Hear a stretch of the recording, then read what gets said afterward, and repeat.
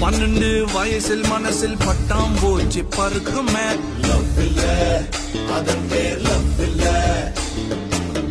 கண்ணை பார்த்து பேச சொல்ல கழுத்துக்கு கீழ் பார்க்குமே. லவ் இல்ல, அதன் பேர் லவ் இல்ல. கீஞ்ச பாயில் கவுந்து படுக்கும் போது உன் கனவிலே கிளியோபட்ரா வந்தா லவ் இல்ல. ஜவுளி கடை பொம்மைய